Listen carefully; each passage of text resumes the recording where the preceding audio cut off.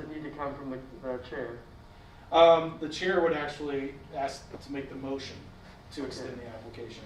But a board member could ask if they would consider. Yeah, the board member can ask the applicant, would you consider, extending the application, based on what you've been told? Right, absolutely, yes. Thank you.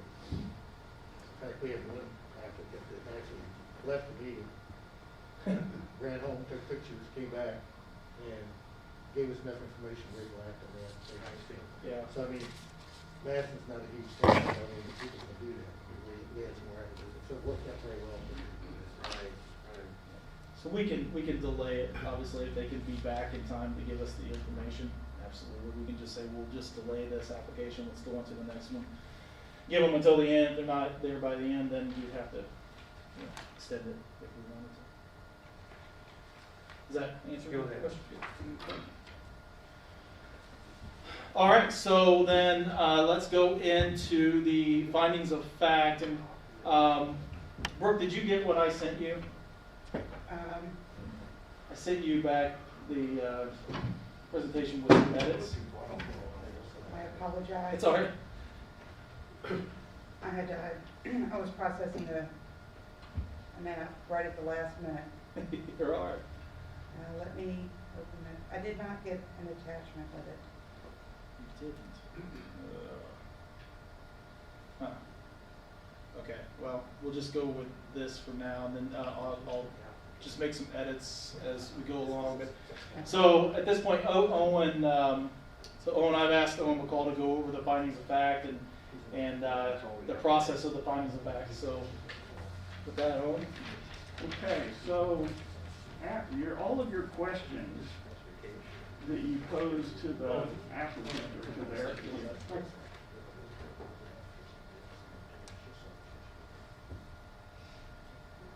Okay, you good? Okay, sorry. All right, so all of your questions that you posed to the applicant or to their contractor, whoever is up there, those questions should directly bear on whether or not that aspect of the application that you're talking about that minute, whether those aspects fit within the guidelines or they don't. So this is findings of fact. It's not findings of opinion, it's not findings of taste. Okay, it's all of your questions should be, is this fitting into the guidelines or does this violate the guidelines? The only other document you might consider other than the guidelines is this. Okay, this is the Department of the Interior Standards for Rehabilitation. So our guidelines are consistent with this. I'm sure this is being consulted as the guidelines were drawn up, but that would be the only other document you might consider directing your questions towards answering whether it's consistent or not, only with that, with this as well. So I hope everybody can get a copy of this as I received one when I got on board. It's very useful. So frame your questions with that in mind. If you find that, in your opinion, an application is clearly outside the guidelines, don't try and fix it for the applicant during the meeting. Okay, tweaking a little thing is okay, it just takes a few seconds, it's something very minor, but we don't want to have a design by committee where all of us are kind of redoing the whole application in real time, okay? Just state why you think it doesn't fit the guidelines, let them redo it, come back next month. Okay. And the last point I want to make, seems to be the hardest thing, is keeping your personal opinions out of it. We've all violated this. I know I've done it myself. I'll notice that I'm doing it while I'm doing it, and it's too late. I've already started, so we have to try to get out of the habit of this. And all of our, my taste is impeccable. It's a hat, but it's not relevant. Okay, what's relevant is the guidelines and whether the application is in line with it or not. So, as Josh mentioned, the word color is not even in the guidelines. If they mention they're going to paint this house purple with pink polka dots and glitter mixed into the paint, you got nothing to say about it, okay? It doesn't bear on the guidelines, even if you can cringe if you want to, but don't weigh in on that. Okay, you don't want to have phrases like, you know, it would look better if you would, don't go there. If you'd be willing to do this, I'll let you slide on this. I've heard that before from the board. Okay, you don't want to be bargaining and saying, I'll go soft on you here if you do this thing that I think would look great here. It has to be findings of fact, according to the guidelines or not. All our questions should be framed with that in mind. Yeah, I would say, of course, the questions should come before we get to the findings of fact. The findings of fact are just basically just making comments toward their application, fitting the guidelines or not fitting the guidelines, right? So at that point in time, we shouldn't be, if we're in findings of fact, we probably should not be asking the applicant any questions at that point in time. We should be just directing whether or not we believe the application as stated fits the guidelines or does not fit the guidelines, and why. Unless, Josh, it's omitted from the application. Well, For instance, the first applicant tonight, the materials is not discussed. So we'll have to ask a question about that. Absolutely, and then if we find something that should be in the application, then of course that'll have to be, added to what we're looking at. Yeah. Absolutely, we've had that happen. You need to try to ask those questions before we get to findings of fact. Right. And I think we've got two great resources here. If you've got questions about the application, how it's put together, and something about the intent of what the applicant's going to do, both Brooke and Nicole can provide information, and you're going to have questions about, well, does this make sense or not make sense? Those are two great resources there. They get it out and find the answer before the meeting. And that way, you're not asking the applicant, you're really talking to someone who's not going to vote on the application. It really is a good way. Well, I would imagine that the applications are probably policed a little bit, at least before they're submitted, with respect to separating work done into categories and issuing multiple applications, those types of things. They are, but once you go see the project, you may have questions on how it's going to fit in and how it's going to go with the rest of it. Because some of these projects get pretty involved. I see. Yes. Yeah, you're going to have some where if they're doing a total rehabilitation, when they come to us, it's usually 4 or 5 different topics that we're looking at and what they're rehabilitating, right? So then you may have questions on why they may be using a certain material over something else. You may have a question on the placement of where a door is. There's just several different things that you may have a question about. Certainly that needs to be asked before we get the findings of fact, because once we get the findings of fact, we're now saying, okay, what you have now stated, your stated application based on now any answers you've given us back at this point in time, based on all that, this is whether or not it fits those guidelines in our opinion and how we read the findings of fact to the stated application. So do we find requested work that it may be hard to reference in these guidelines? It seems it's usually we get an email, I think, in advance that says which guidelines might be applicable towards each. There are some guidelines where it gets a little blurred because like with anything, policies, procedures, guidelines. Sure. The interpretation of the board member comes into play.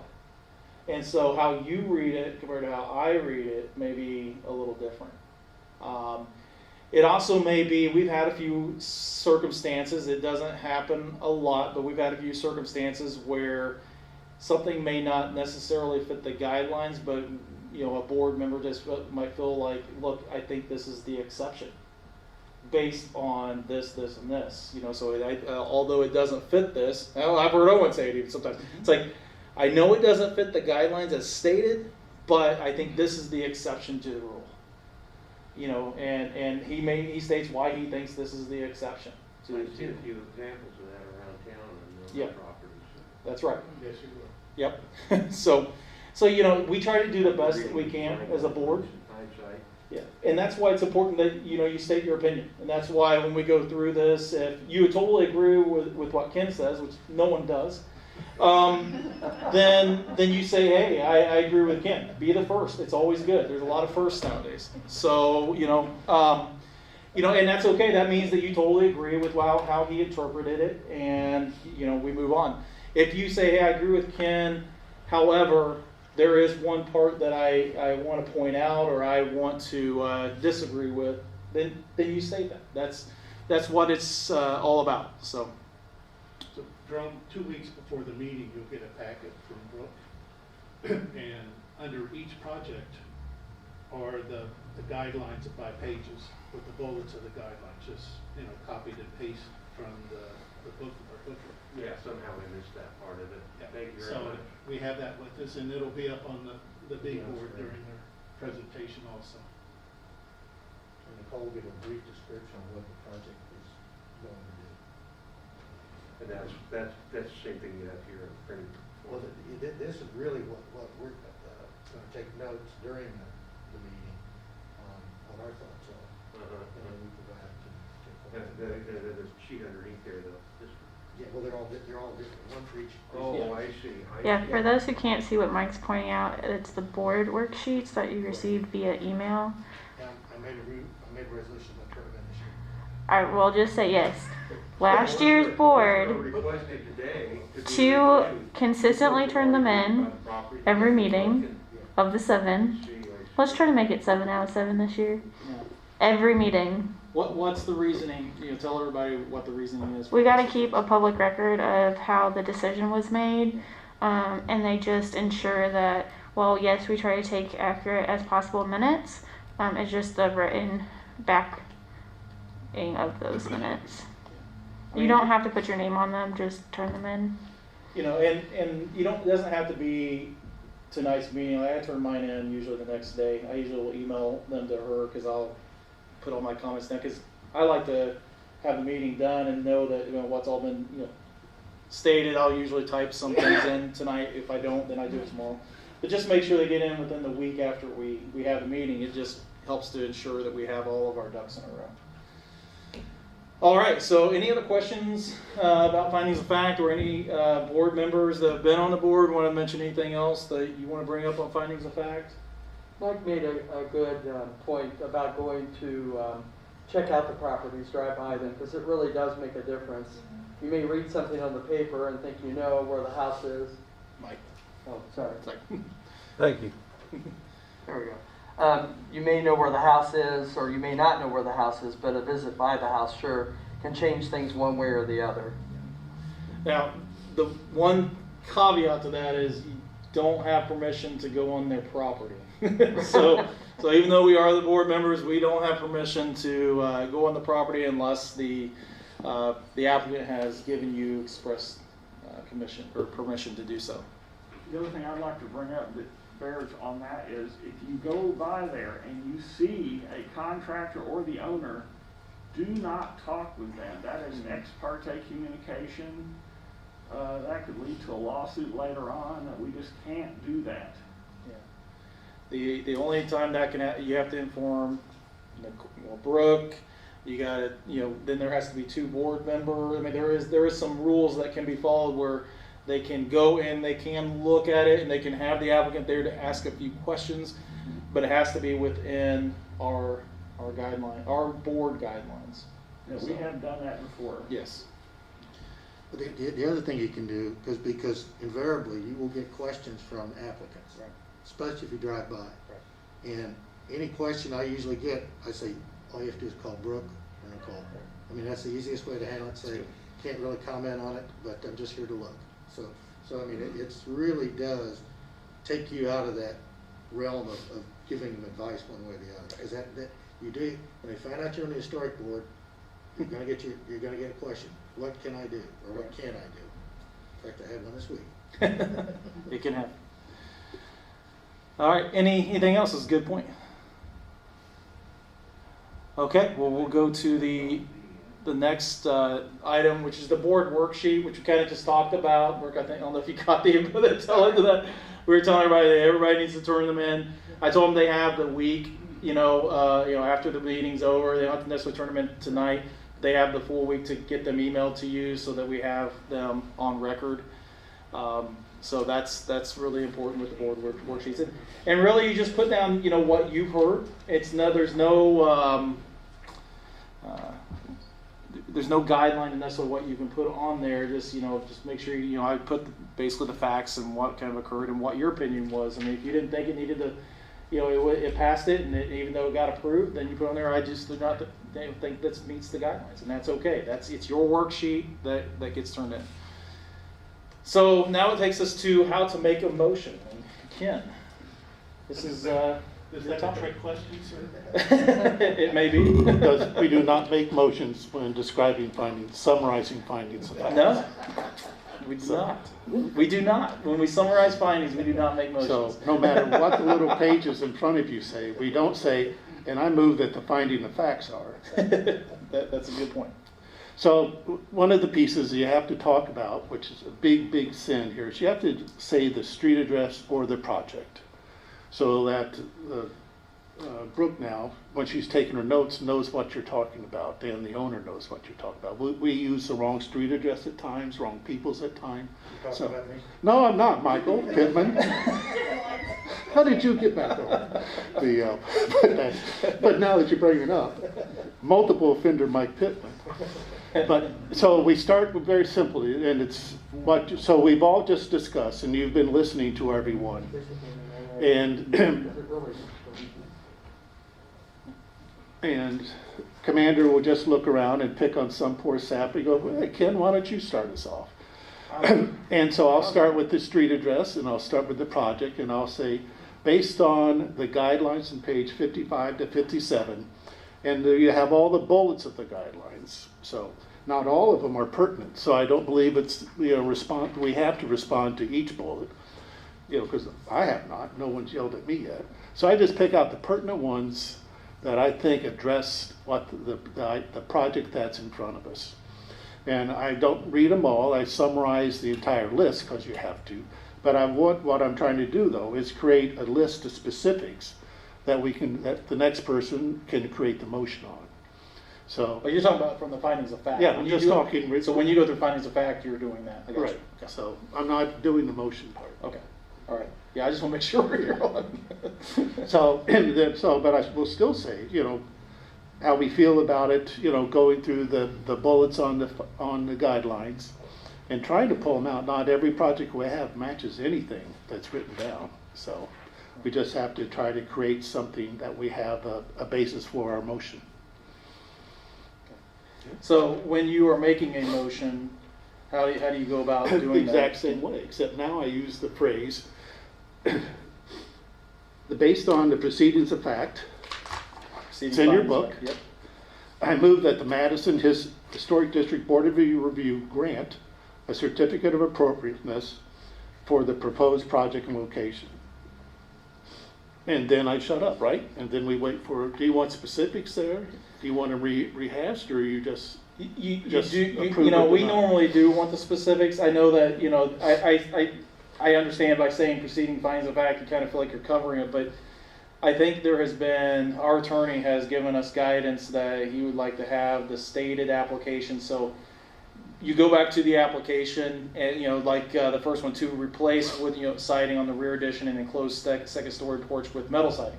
So you may state that that's what's being approved. Yeah, that's what I'm making a motion to approve is Okay. that. No, good piece. Yep. And you'll do everything else that you said, especially, I don't know that we've always stated the applicant's name, but we definitely state the address of the application. That way, if it's ever looked up later, that it's all connected. So, but it really had everything there, just except for, we like to do that. And as you know, Ken, sometimes it does change during the meeting, and they may say, well, I don't really want to go with metal siding. I want to go with, the hardy board. I've been thinking about it, and it's like, okay, so they changed their application to hardy board, and we make sure we get that on the motion. That's right. So you can do that in a couple ways. You can do that in the motion, or then it says, are there conditions to the motion? Subject, however, to this condition being applied, is that they're going to use hardy board instead of metal. So, Absolutely. So the motion's really important. it's you know, I know some people, you know, they've been on, I know if you've been on boards before, there are some boards I know that just say, I just want to make a motion to approve the application. We just can't do that. It's not in our ability legally to do it and it be able to be backed up and supported by the city attorneys. So we got to be really specific in how we make our motions. I don't want you to be afraid to make the motion. That's why there's all the board members here. That is why Brooke and Nicole are there.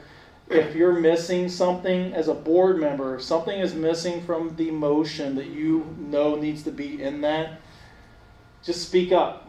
So before a second's made, I may say, hey, Mike, did you mean to add metal siding to that motion? They had metal siding on it. Yeah, I'm sorry. Let me add that to my motion first before we move forward. So that's really important before we get to a second. Or an address. I've done it before. Say, hey, can you make sure you add the address? That's right. Yeah, add this street address. You meant to say Mike. I meant to say Mike again. That's true. So please feel free to correct. It's okay to correct one another. It's not the personal with it. We are just trying to make sure we protect the city. We do what we need to do to make sure that we got all the specifics in. And protect ourselves. When the landmarks people are here, they really reinforce going over the findings of facts, because that's going to protect the entire board should it go legal. Absolutely. Yep. When we're typing minutes, we do take the findings of fact and the motion word for word. So be careful what you say during those parts. But they really need to back up what the application they're for. I look at those two items as a puzzle piece. Leading back to the legal notice application form, you should really be able to pull those three things out and match them up to which application it's for. Yep. Absolutely. So that is really the idea of making the motion. Again, you know, I don't want it to be difficult, and I think sometimes people can feel it's overwhelming, so they shy away from making a motion. I think, you know, everybody should try to make one. You won't be able to make one every night we meet because we'll have that many applications. But certainly over the course of 3 months, I think everybody should have made a motion. The chair cannot make the motion, so you won't hear me make. I don't think I can. Yes, you can. What? In all the time I've been here, a chair's never made the motion. None of the chairs have ever made a motion, but you can. You're still a voting member of this board. Well, there you go. I guess I can. Well, I learned something tonight too, see? So I guess I can make a motion. I just followed other chairs. Okay, so any questions on making a motion at all? The checklist will help you. It'll certainly help guide you. Just the one thing it doesn't have on there is the specifics of the actual what's being asked for in the application. And the one thing to that I will add, use that as a checklist. Do not pre-write your motions. Yeah. The board previously had done that in the past, and we have gotten into legal trouble because of it. So what if we pre-write them, 1 and 2, and then show which one that we actually went with? No? Do not pre-write your motions, because legally it shows that you have a bias on that application, even if you write both. They can use that. Yeah, it's like you predetermined what you're gonna say. Okay. Well, it was, okay. Yeah, you can make notes on what you want to include in your motion, but don't write out a motion. Okay. It's almost like you're a juror, and you've already decided guilt or innocence prior to hearing the evidence. So when you're pre-writing a motion, it's not allowing for the comments and the questions and anything else that may go on in the meeting that may or may not sway your opinion. So I think that's what Nicole was trying to say. That's the way I've always used to explain it before, is in the jury context. Yeah. When you look at what your motion consists of, it perhaps would have the name of the applicant, it would have the address, it would have what we just take off the material that we're given, that, what it is that they're asking to do. Mm-hmm. And it seems to me that the only thing that it doesn't have, that you should not add would be approve or deny. Right.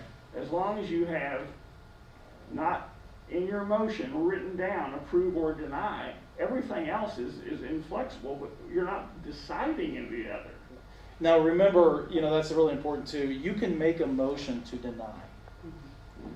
Not every motion is made to approve. So if you wanted to make a motion to deny an application, you have that ability to make a motion to deny it. Now, the other board members sometimes feel a little tripped up because now you go through the approve or do not approve. Remember, if you approve a motion that's going to deny an application, you're approving that denial. So you have to switch in your head. The approve means I'm denying the application. The do not approve means that I want to approve the application. So, it has happened. We've had a few motions to deny, and you just got to know that when you're stating whether or not you approve or you do not approve to that motion, that it switches up as well. So. The only additional piece on a denial motion is we have to include the reason why. Okay. And it could be simply as it does not meet the guidelines. Yep. Simple as what? Does not meet the guidelines.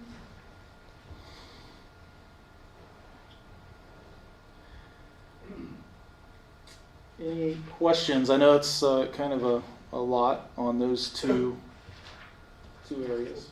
So Brooke, just like the sheet that's up there, all these worksheets don't have the process that we use. So the bullets Yeah. are not in order the way we do it. So I don't know if you want to redo all those or have us follow.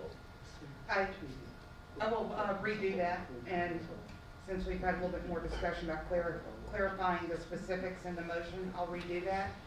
I will print copies, but I will also email each of you copies if that's okay. No, I think that'd be good. I think, I was going to say that having a general motion on here on how to make a motion is okay. I mean, that's having that in front of you is fine. You're not writing out whether or not, beforehand. You just have a guideline for yourself. How do I make a motion? And I want to make sure I get everything in. So it's okay if you have something like that. Just don't have written in for a specific application kind of what you're doing there. Ken, is that the sheet from Landmarks or the sheet from our binders? I have 3 sheets. So one looks like the one from Landmarks, except Yeah. mine's yellow, so I don't know. This is from our binder. Okay. And Owen had this one. So Yeah. where did you get this one? That was from our training. That was in Landmarks. This was the Landmarks. That was the landmarks. So we only have the one that was in the binder, saved digitally, so we don't have the Landmarks one. I wouldn't worry about the landmarks. I just make our own, have our own with our own process how we handle it, and I think we'll be good. So really, prior to making the motion, just kind of this summarizes some of the things. Certainly, remember, we will discuss any questions we might have with the applicant. Then after we do that, remember then it's going to go to the public. And then at that point, and of course, before all that, there's still the middle one there. I will already have asked the administrator to go over the application and give their report. And then remember, we have findings of fact before a motion can be made as well. So that fourth one is not on there either. So it's it's good to kind of see it, but just understand there are obviously things that have to happen before a motion can be made. I don't know. Is there another slide, or was that it for the discussion of motion process, which we talked about that already? So, of course, after a motion is made, everything is in. Then I'll ask for a second, and when you second it, obviously you're signing on to make sure that the motion goes. And one thing I do want to make sure the board also understands, even if you make a motion or you second a motion, it does not signify how you will vote. You still will vote. So the motion just gets it on the table to be voted on. But if Jerry makes a motion to approve the application, he still can say do not approve in his vote. Well, in that case, So- why wouldn't his motion be to deny? It may, but he may have not thought, I wanted to do that, but that does not signify how his vote will go. I just want to make sure it's very clear. The motion is just making a motion to get it out there for a vote. It does not, now, I've not had it happen, but it absolutely can happen like that. You can make a motion to approve and then not approve it in your vote. Because that motion is not your official vote. That's just to get it to the board for a vote. And the reason why I say that is because there are times when no one really wants to make the motion. They're like, okay, I don't see this application going anywhere. Why are we even listening to this? We still need to vote on it. We owe the applicant a vote, so we just need someone to make the motion so that the applicant can then, get an answer, an actual formal answer with the vote. So. Well, I think the other thing, well, yeah, No, you're I think the other thing too, it's obvious, I mean, we've seen it happen, is the applicant, if we are, asking questions and the answers aren't coming back in the way the applicant wants, he can change his application on the fly. Mm-hmm. He can change it and that's where we make modifications and vote. So if an applicant says, well, I'd rather use this kind of siding rather than that kind of siding, and then we can change it. I mean, he can change it, and we can vote on that. So he doesn't have to reapply, come back in. Absolutely. We've had applicants until we vote that, want to say, hey, look, I want to go from vinyl siding to wood siding. I'd rather, because it sounds like that's not, vinyl's not, whatever it is. I'm just making, something up. But they can make those changes, and then that ends up being really their stated application. That's their amended application at that point in time. They have the ability to do that. So good point, Mike. All right, so any questions about what we've went over as a whole? You guys are pretty quiet. So anyway, we got about 14 minutes before the meeting starts, so take a bio break, go get some coffee across the street, but we'll start right on the dot at 5:30. So thank you very much. I appreciate it. And with that, I'm going to adjourn this meeting. Thank you. Just before everyone Oops. leaves, just housekeeping. We are using a new system to record our meetings, so please make sure you are using your microphones. They need to be lit up around the base or neck of the microphone. Should we just leave them on all the time? You can leave them on if that is easier. Just don't chit chat in between speaking, because it will pick it up. I'm not singling anyone out because you all do it. That's okay, we can take it. Thank you, Nicole. Thank you, Nicole. How things going? Good. Business is getting good.